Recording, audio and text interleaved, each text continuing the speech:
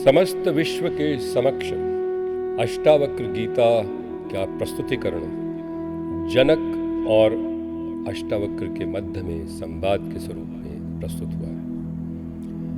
इसमें 298 श्लोक हैं, 20 अध्याय हैं और प्रारंभ में महाराजा जनक एक प्रश्न पूछते हैं अष्टावक्र से और उसके बाद पूरी अष्टावक्र गीता में महाराजा जनक और अष्टावक्र के आपस में वार्तालाप तो नहीं होता पर अपने अपने विचारों की अभिव्यक्ति है। इसकी भाषा संस्कृत थी, लेकिन ये प्रयास किया गया है कि संस्कृत भाषा को अनुवाद करें हिंदी में, सरल हिंदी में, और हर श्लोक को एक पद्य के स्वरूप में प्रस्तुत करें, काव्य रूप प्रस्तुत करें, ताकि सभी लोग इस बात को अच्छे प्रकार से ग्रहण कर सकें, समझ सकें। अध्याय 3 अष्टावक्र उवाच। तुम जान गए हो कि तुम अविनाशी हो, स्वयं को पहचान भी गए हो, फिर तुम सरीखे पुरुष के लिए धन संपत्ति अर्जन का क्या अभिप्राय है? अज्ञानवश तुम सांसारिक पदार्थों की ओर व्यर्थ क्यों आकर्षित होते हो? यह अज्ञान ही सीप में चांदी का आभास दिलाता है और भ्रमित कर विषयों में खींचता है।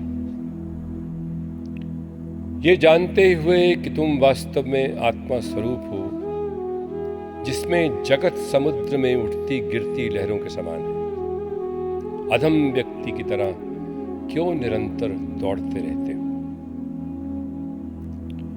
ये सुनकर कि आत्मा शुद्ध चैतन्य है, अति सुंदर है, फिर क्यों पुरुष सांसारिक विषयों में आसक्त हो अशुद्धता को प्राप्त होता है? सभी प्राणियों में आत्मा है और आत्मा में सब प्राणी स्थित है, फिर भी मुनिजन ममता को त्याग नहीं कर पाते। ये आश्चर्यजनक बात है। अद्वैत में स्थापित और मोक्ष के समीप मनुष्य भी कामनाओं और काम क्रीड़ा को आतुर रहता है। ये आश्चर्यजनक बात है।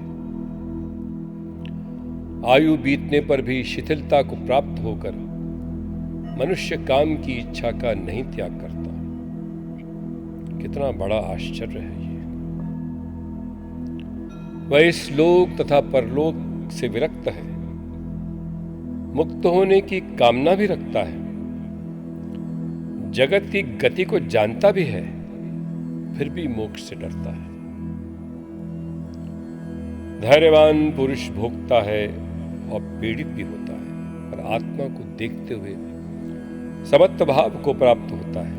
वह ना प्रसन्न है ना क्रोधित होता है। वह अपने और दूसरों के कर्मों में अंतर नहीं देखता। वह सिद्ध पुरुष निंदा या स्तुति में कोई अंतर ना देखकर विचलित नहीं होता। धैर्यवान पुरुष अज्ञान नष्ट होने पर विश्व को माया रूपी देखता है।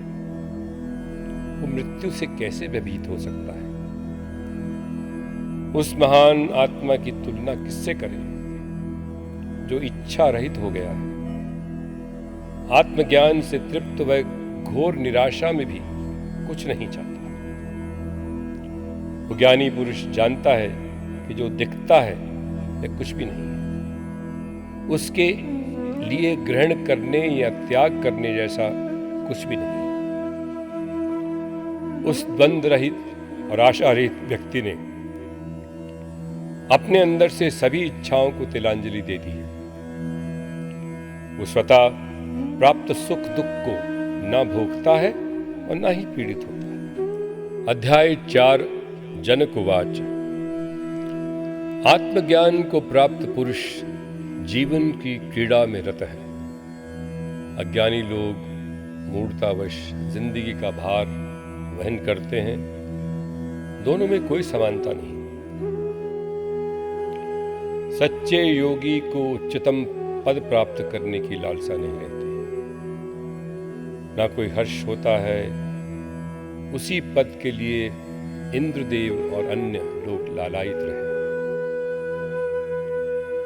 प्रकृति के अस्तित्व को समझते हुए सही व गलत से प्रभावित नहीं होता, वैसे ही जैसे आकाश धुएं से मलिन नहीं होता।